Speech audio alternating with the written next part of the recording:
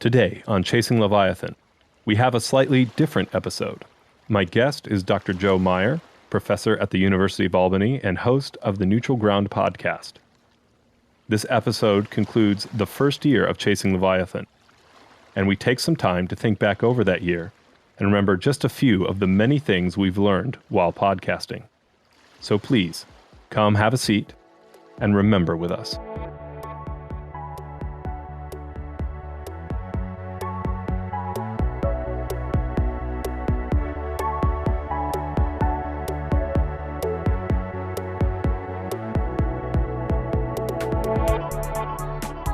What have you, from a principles and practices side of things, what have you changed and what has remained the same for you with the neutral ground?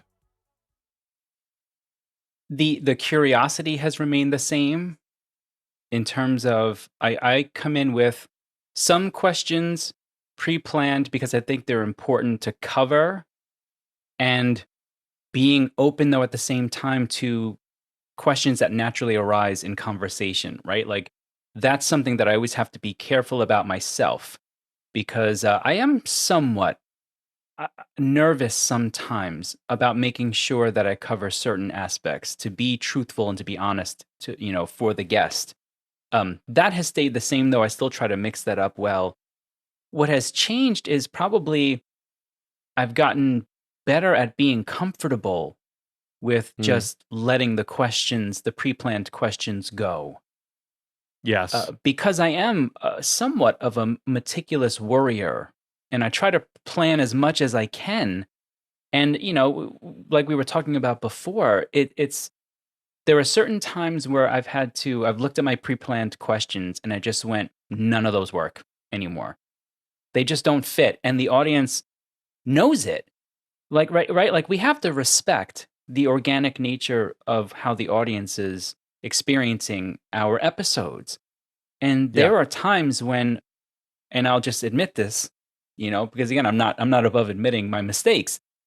There are times when I have asked the question and immediately thought, what a stupid question to ask at this moment.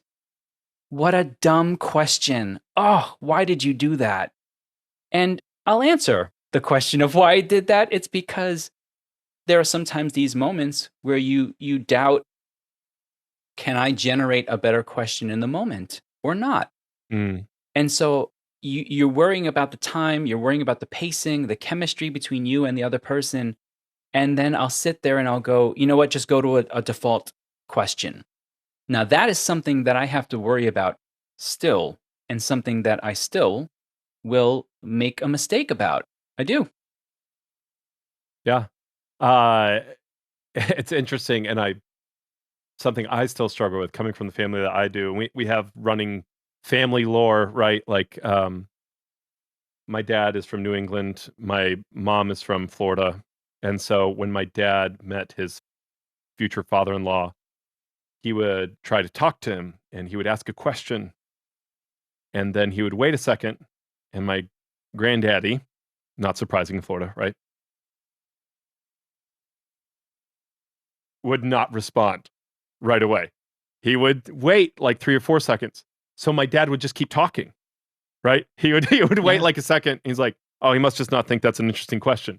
And then like my granddaddy couldn't get a word in edgewise, right? He's like sitting there and he's like, why does he keep interrupting me? And so it's like this friction that kept happening. And one of the biggest struggles I have is just being comfortable with silence. And so I often ask, like for me, I'll ask dumb questions, especially early on. It was really bad where I'd be like, like I literally sound like Porky Pig. I was just like, I got to fill it. I can't let just sit there. And being comfortable just like repeating what someone said and just being like, that's good. Like, yeah. It's like, I have to add insight. Like, no, this is why, like, I'm having these people on, to listen to their insights. Right. And so the idea that letting go of my ego, which is really the whole point of my show, right? And I still struggle. like I literally can't do it. So that definitely something that I have had to, as a kind of a lesson I've learned. What are some lessons that you've learned from your guests, particularly about their topics that have just stuck with you? What are some things that like you find yourself thinking about again, or have changed the way that you think? Maybe added like a new matrix or like another set of toolboxes for your mind on how to deal with the world. Have you had any of those moments? I mean, I know you have, but Yeah, yeah. I so I mean I've made studying literature and philosophy my lifelong pursuit, and I've always known intuitively that great stories, great narratives can have a healing effect on us and can inspire us and motivate us to be something great. But, there's always that great divide between science and the humanities, right? As if they yes, always have to be at war, which is absolute nonsense, honestly. It really is right. nonsense on both sides. So, with Dr. Angus Fletcher, when he came on and talked about his book Wonderworks, and he was like, here's the neuroscience behind why a certain story will motivate you to be courageous. I was like, wow, yeah, you're taking what is, I think, humanly intuitive, what text and stories can do for us, and you're saying, listen, there's a chemical reaction that's happening here, actually, biologically, in terms of evolution, even. And that is something that has kind of strengthened my love for great literature, for great stories. Um, that was one. The other one was having a really interesting conversation with Dr. Dwayne Armitage about the Violence Sacred. I want to say I think is his book, Mm, where he talks about Rene Girard and he talks about Nietzsche, and just having his conversation about the will to power and the way he framed the conversation as the will to power is something that never ends. There is no end to the will to power, which means if all you are in life is someone who's trying to seek power, guess what? You're never going to stop. And for some mm, reason in that moment, I had read it, you read the words sometimes, right. but hearing him say that just absolutely shook me to the core because I thought, oh my goodness, there are, because Nietzsche's not wrong. He's not in a lot of ways. Power structures certainly serve a major purpose in humanity. And there are certainly times when we seek power in order to try to, let's say, get to an ends of a means, right? Something. Mm, The problem is if you don't immediately have an end to what you want, I mean, a hard end, yes. you will continually seek power. And that is something that that conversation really solidified within me to think about. I need to seek power here in this moment for a reason. I also need to have in my mind before I do this an end. And that is something that I got from the conversation that I thought was fantastic. Oh yeah. Yeah. No lessons for today. For politics or anything else for that. Yeah. Exactly. Oh man. Yeah. It's been it's been so good. It's interesting to see, and I'm sure you've had this, and I'd love to hear more from you on this. Reoccurring themes from different guests. Like I literally had multiple guests in a row who talked about the solution is opening up possibility for people, that people struggle seeing possibility for change. And that's because it is there and it is possible. And so that happened multiple times. And it kind of started, I had Dr. Richard Kearney on, and I had Dr. Lewis Gordon talked about it, Risa Zalabak, who is on the AI ethics board for IEEE. And just like at the end of the day, like if we're not optimistic about the future, that we can change the future and that we can't open up the possibility of change. And it was so challenging. And sometimes I didn't even know exactly, like Dr. Lewis Gordon, I was getting excited. I started talking too much. And so I didn't get to give it the appreciation it deserved. But he talked about how incredible it is. Um, we were talking about the opening of possibility He said, and I was like, that's really important for kids. And he said, yes, but it's actually what some of the most inspiring things you can do as a parent is to open up possibilities for yourself and change in front of your kids. And he talked about the time that he had done that for his daughter, where she had challenged him on she had come out as I believe queer. I think that was the phrase. And so and she challenged him on some of his terminology. And so he went and he read a bunch of books, and then he was like using the correct terminology. And and she was like, "Dad, like you changed." He's like, "Yeah, I can do that." Like, and that's around like the whole idea of plasticity and like that people can change over time, even into old age, is not that Dr. Gordon is that old. But it's just it was this very powerful moment. Um, uh, it's interesting to see like those reoccurring things. It kept coming up, and I kept utilizing what previous guests had said as like Marisa Zalbak talked about that. I was like, oh, I just had that conversation. Um, Dr. Lewis Gordon. One thing that has stuck in my head is his analysis of white privilege, and I think it's just because, and I don't know if you heard that side of it, but it was so refreshing to have a discussion about racism where I learned something without anyone getting uptight. Mm. Yeah, that's You know what I mean? difficult. Like it was such a but the idea that you could take something like white privilege and he like just so clearly dissected it and provided like clearer thinking that part of the reason we struggle with that term is it is ambiguous and it covers two different things, right? You have white license, and I hadn't even thought about this. And again, it wasn't until later I realized some of what he was talking about. But like that, the people who committed lynching in the 50s and 60s, a lot of them are still in nursing homes, and nothing ever happened to them. You know what I mean? And you're like, and that was like, so of course, like when they talk about getting rid of white privilege, this is white license is a problem, right? Like this is not right. Like these people literally posed for newspaper photographs, and that like I'd never thought about the fact those people are still alive today. I think part of that is because I'm young enough and stupid enough that I'm like, well, if it happened before me, it's ancient history, and it's like, no, those people were alive. But then on the other side, and it was always confusing to me. He's like, there's also white privilege, which is just social goods, which is just like you're able to feed your family, you're able to give access to education. He's like, that's a good thing. You shouldn't ask people to give that up.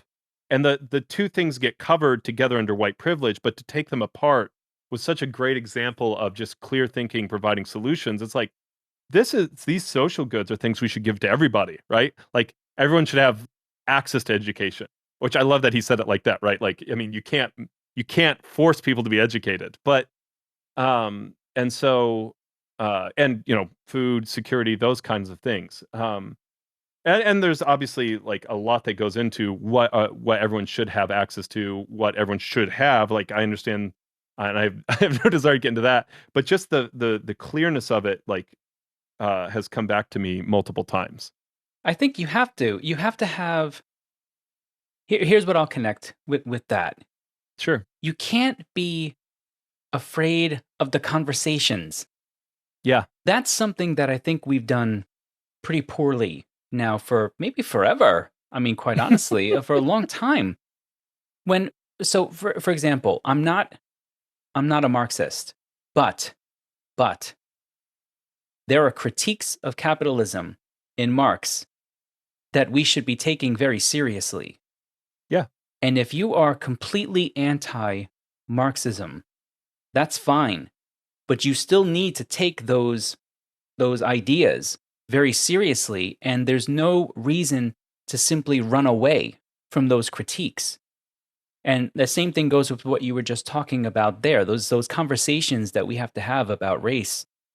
It's not so much, it can't just be about uncomfortableness. It can't be about that. It has to be, there are certain things that have to be discussed and that we can't run away from. And all we do by kicking the can down the road is we make it worse progressively for the next generation. I think in some ways we're we're thinking about it, because like you said, in terms of history, right? We think of history as being anywhere from a year, 10 years, 50 years, 100 years, but even what is 500 years in terms of in terms of pure history? It's not that much. It's nothing. It's nothing, really. And so the more we just kind of kick the can down the road, the more we build up, I think, future fights, or we pave the way for future entanglements that we could probably deal with right now. Well, it's like writing the three-fifths compromise into the Constitution, and they're like, we'll just push that problem later. And then you look at the catastrophe that the Civil War was in terms of loss of life and destruction, right? I mean, like, it's just like this festering that you that we leave to our children and to our grandchildren, and I think that's just really wise. Another one that a highlight from me that was just really interesting, and this is talking about like not mistakes, but it was my first history episode, and it was the history of China, and I wasn't sure how to approach it, and I didn't feel comfortable. And one of the highlights that really stuck out to me, and her name escapes me, but she mentioned her work was primarily in imperial sources of identity. And it was just this thunderbolt moment where so many things that I had just taken for granted in my life were laid bare as like historical processes. And because her primarily they were working like in China, was that the emperor would literally not he would take requests from the provinces. It had to be in the right dialect, and it had to be grammatically correct. If it was grammatically incorrect, he would mark it with red ink and send it back, and would not act on it until they sent it back grammatically correct. Wow. And and then she talked about like that happened in Italy, that happened in England, in like with English and stuff like this. What happened is everyone's dialect transforms, right? And so the languages were all slightly different all throughout. And then the people who were in power, in order to govern vast distances, as a tool, would create grammars. And because the grammars were standardized and because they were written down, those became official languages. And then the process over a couple generations were, well, this is just how we talk. This is how we're supposed to talk. Even though that's not how their ancestors talked, it was written down, so it took precedence. Like if anyone argued, they'd be like, well, this is standardized, and you're just talking about how your auntie talked. You know what I mean? Like, yeah. And so all these things, it's like, oh, I'm like, I'm Italian, or I'm English, or I'm American. I think for the most part, my accent, though, it's slowly, my wife laughs at me. Like, this is a good example, like devolving. Not that like there's anything wrong with this, but I'm becoming more and more Florida man. Like we moved down to Florida. I like the y'all comes out. Ain't that true? But I lived in the Midwest for 9 years, and so there is that accent that is used as the standard, that we're like, oh, that's the TV, that's the announcer, that's the all those things. And it just like it kind of blew my mind, because I was like, all these things I think about, like, well, this is the proper way to do things, is really an instrument of power. And so it doesn't mean it's necessarily bad. It's just like one of those things where it was just a hidden thing in my life where I was just, this is the way things work, right? This is the way things are, and that's the way things should be. And it like, just like, well, it doesn't have to be. It wasn't always like this. Like, and I still like, I again, that was one of those ones where I felt like I could have done so much better in that episode. But even in episodes, and I've dropped some episodes now because I've realized more where I want to go with the show. But no matter what, if I listened, and in every case I think I did, I always learned something from somebody. Mm-hmm. And I think that goes back to the point that you were making earlier, is that everyone has something interesting to say if you listen, and if you work with them.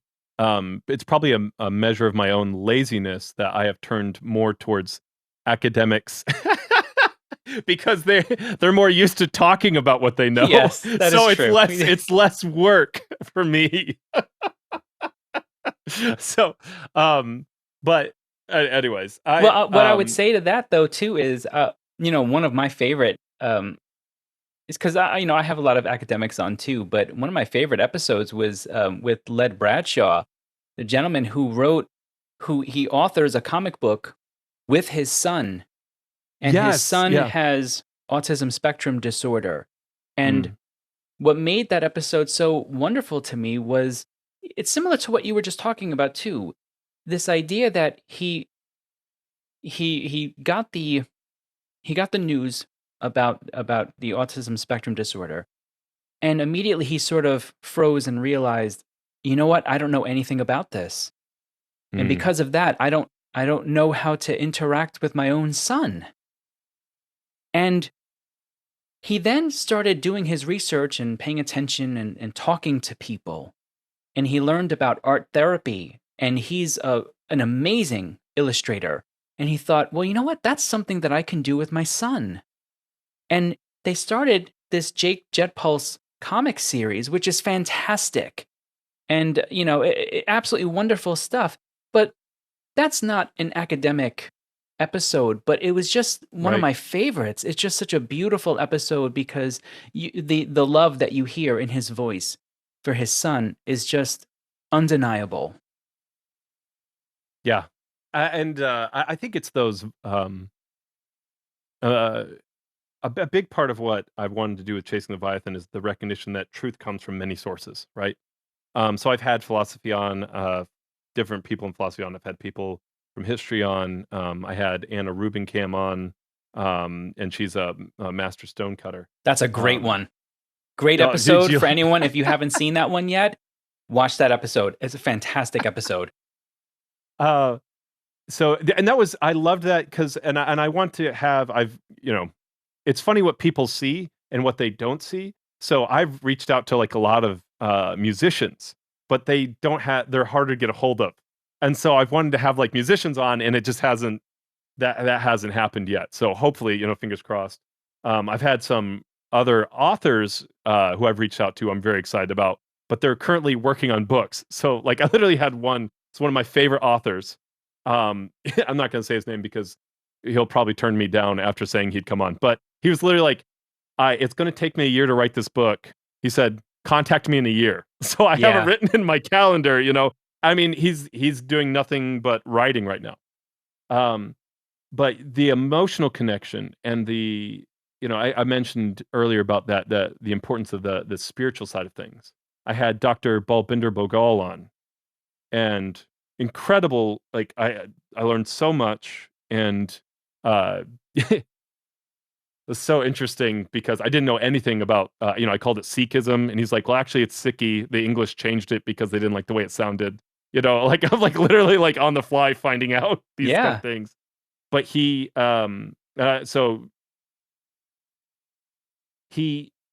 started off by talking about his journey to becoming a professor in like philosophy of religion. He's been doing 6 studies at Hofstra for 15 years. He's in the chair there. And he started off by telling his story of his childhood. And this is a good example of like people don't see what's going on. So like they see my face and like, wow, like people are like, you handled that so well. And inside I was like, I don't know how to handle this. I don't know how to deal with this.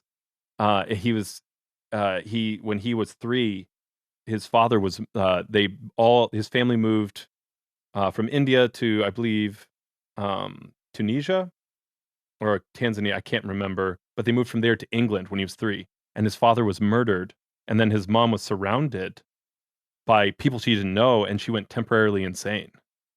And he said that was part of his journey. He said, I sought for God as a way to bring my father back. And it's so profound, and it just moved me, and it's one of those moments I wouldn't give up for the world. But it's also I was like, I don't have anything for this. I don't, like my own inadequacy was so clear. Like he was just so vulnerable, and I appreciated his openness. But it just the challenge of that, and the everything I can say after that is a platitude, right? Everything I can say, to him, or even as I'm talking about it now, I don't want to fully process that because I don't want to break it down into this little box of how it should be handled. I just look at the story of his life, and it imparts knowledge to me that isn't just explanatory. Yeah. And that's something really, really incredible. Similar, and we might have talked about this before, but I had Terry Tucker on early on, and I've kept that episode up. And he was a cancer survivor, and he was kind of a motivational speaker. And the truth is, like, I checked recently, but I still don't know. He might have passed away.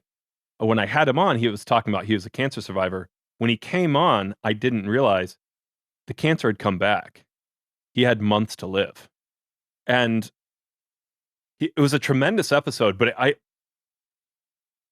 over and over again, like those moments where I just feel my own inadequacy to deal with just the vulnerability, but the truth of what this person is going through, and the rawness of that is just I think that's the importance of there's something special about the long form of podcasting. And I don't want to just I think if I can create some distance here, I can say things that are kind of platitudes to access this, because obviously explanatory discourse exists well in podcasting, right? You have an hour to explain something that's better than your 30-second clip. But the way that our society takes 30-second clips of someone telling a story like that, and they just cut it off like this, and then it's just like all shock factor, but to sit with it for an hour, I think is an important thing as well. To sit with this and to feel the impact and the weight of another human life, and the journey and the difficulty of what they've had to overcome and what they are overcoming is just really um it's exactly what you're talking about, just this idea. I can't imagine, um and I don't need to, not being able to communicate with my son, right? Having that moment of like, I need to find something else. Yeah, um I think what I love about what you just said too is so now I'm gonna go philosopher here for a second, but sure. within reason. Um, as a teacher, I get hit with those a lot, Mm, where we'll be talking about something, critical thinking or something like that, and the student will tell you something horrible about them, about their lives. And I remember for a long time struggling, like what you just said, and thinking of like, okay, for my entire 20s, I read philosophy. I can go Sartre here, I can go Hegel, I can go Nietzsche, I can go Socrates. And the only thing you can do is fall back on humanity. That's it. There is no philosophy that helps in that moment. It's you being there, listening to that person. mm, That's it.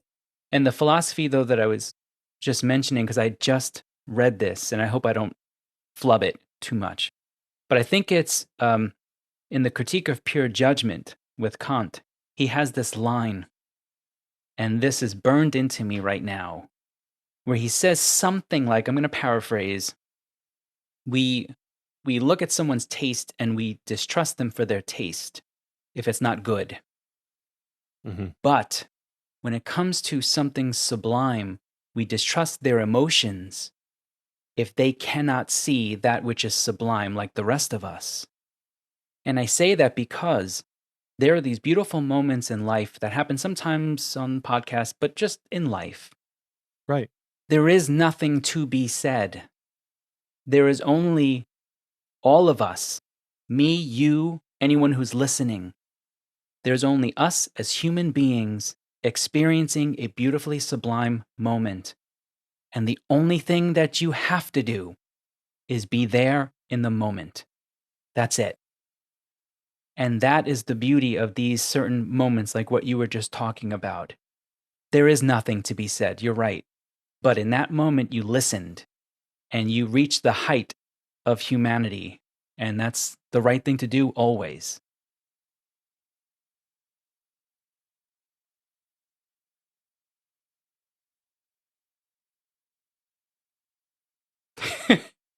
Did I just ruin it? No, you didn't. No. I anything I could think of. I was literally like, you know what? I'm just gonna sit in with the silence and be comfortable with it for a Yeah. second, because anything that I would have said would have been rushed and would have sucked. So I was just like, I'm just gonna let that. That was great. That was so good. And yeah, I think that's such an example. It's why I think that we have in some ways become kindred spirits. That's why I think our our podcasts have become intertwined in the way they are, is that we have that respect for listening and that respect for presence and that respect for the humanity in other people, and that we have that commonly shared belief um, in human dignity. Um, and I think that's just so important. Um, kind of as we wrap up here, where do you see the Neutral Ground podcast going? And I don't mean that just like, oh, what guests do you have coming on, stuff like that.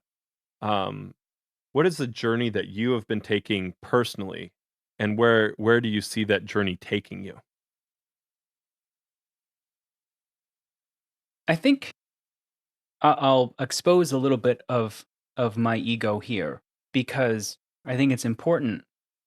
In the beginning, it was a bit about what guest can I get? What can I, what categories of interest can I bring on to talk about that others will be interested in?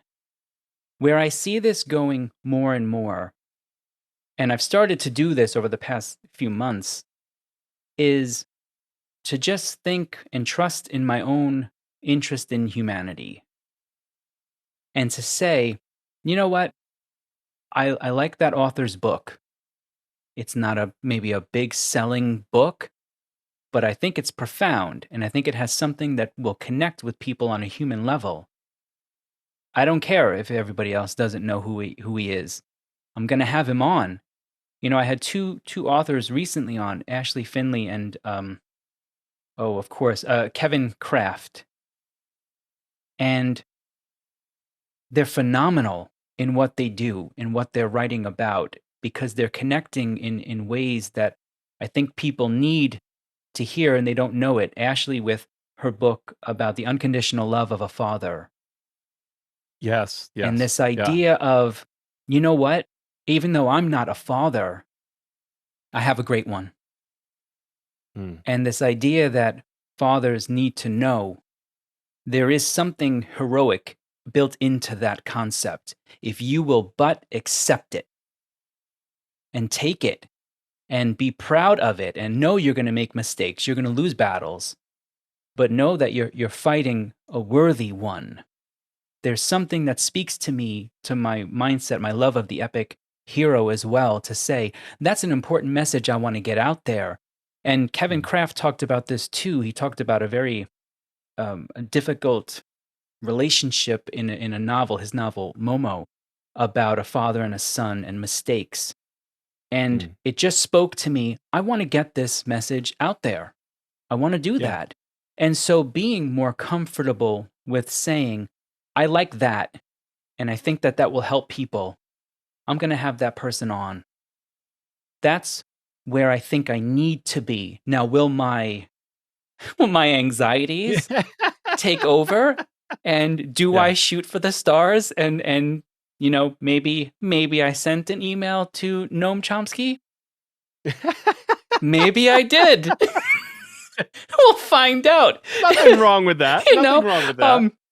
But I mean, I just sent an email to Charles Taylor, so that's like nice.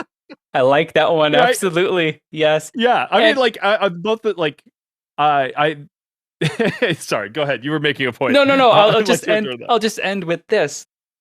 And it's not so much that it's not all ego. Like it's not all Mm. that, like, I think I'm so smart. I should be in a conversation with Noam Chomsky. No, no, no. It's not that.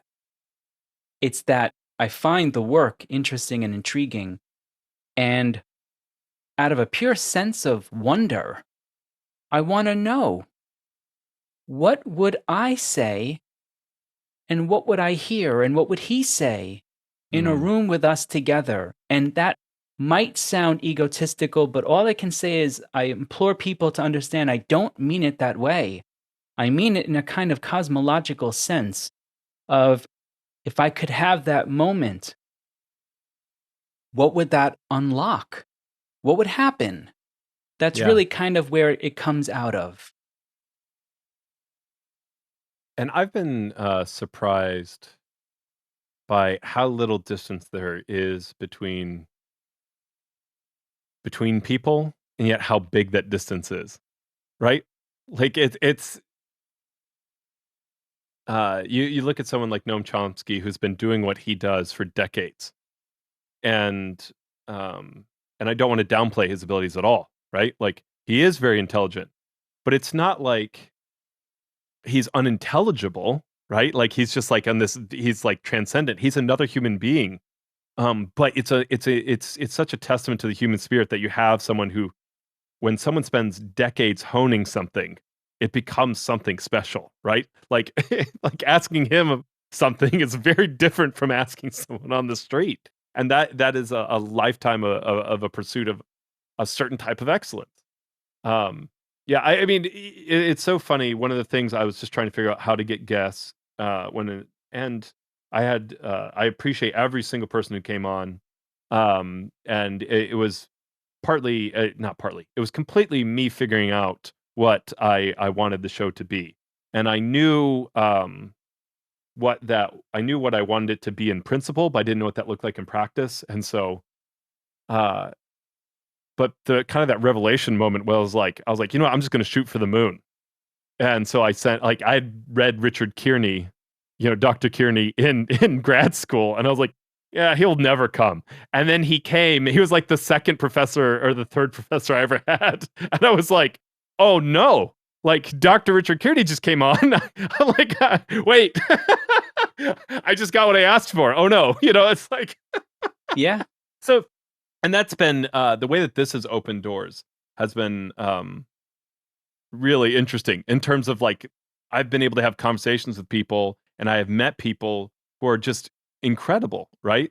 And I think there's obviously these dreams and goals that people think of like with content creation where it's like, oh, I'd love for this to be my day job and all these things. But the thing, and this is a platitude, but I'm just gonna try and full force stick it, right? Like what it's doing to me is the most important thing. And I don't want to lose that. So just to echo what you're saying, that the way that I am changing and I am learning and the people that I am meeting and the personal journey that is leading me on uh sounds like the worst cliche from every, it wasn't the destination, it was the journey all along, it's like such a, but it's so there's a reason that is a cliche, and it's crazy how my life has changed and how I've learned so much about myself and I've learned so much about becoming a better person. And I've been challenged. I mean, it is intense to sit for an hour and listen to someone talk about something that they have studied for decades and are passionate about when it's like a big question. Like it's almost always like my poor wife is constantly bombarded by, I'm like, we probably should change this practice. Like we should do something. And I'm like, and she's like, it's like every week because every week I learn something new. And I was like, oh, I probably shouldn't do that, And it's such a, oh man, it's a crazy thing. Um, what would you say is, if you could leave our audience with one thing, as you look back on your experience with your podcast, what would it be? I would say don't ever let the experience end when the episode is over. Mm, Something that I think I've mentioned it somewhere in the podcast. I don't know where, but the idea is I want I want it to be organic listening, in the sense Mm. that if I say something or the guest says something and you feel like you want to interact with it, pause it and Mm. say it out loud. Say it to, even if it's just you in the room, say it. Because the truth is, we think and we clarify our thoughts in multiple modes. There's a very Yes. big difference between, and you know this from just from podcasting, you learn this really well, actually.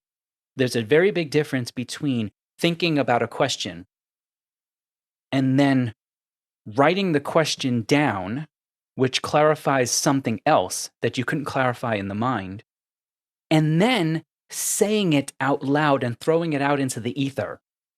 Those three things are very different, and all three of those can be clarifying processes for your thinking. So if you hear something on one of our shows and you're like, I don't know what to do with that. Stop for a second. Stop. Go ahead and grapple with it. I know that that's anti everything people tell you, right? Don't ever stop. Don't, listen all the way through to the end. No. I'll be the one who says, stop and think about it. Grapple with it. And then when you think you've got it clarified in your mind, say it out loud. And I promise Mm. you will hear something that doesn't quite work. And then you have to grapple with it again. And Yeah. that's the real beauty of all of this, is that I get to practice all of those modes of communication constantly. And then I get to clarify myself. What am I? What am I thinking about? And I want people to have that same kind of feeling, that wonderful feeling. And so I encourage people to yell at me, to say, what are you talking about? Here's what I think about that. I want Yeah, you to go right. ahead and do that, that Yeah. idea, to experience it. Mm. Yes. That has been I don't want to take away from such a profound message at the end, but it's been really interesting to see as part of advertising. I've put out shorts, and the way that like people who respond to the interviews and the people who respond to shorts are profoundly different, right? And that is like that long form meditation and then just processing it is so important. Really appreciate it. Thank you so much for coming on today. It's always a pleasure. Absolutely. It truly is my pleasure. I love it. I'll sit down with you whenever to talk.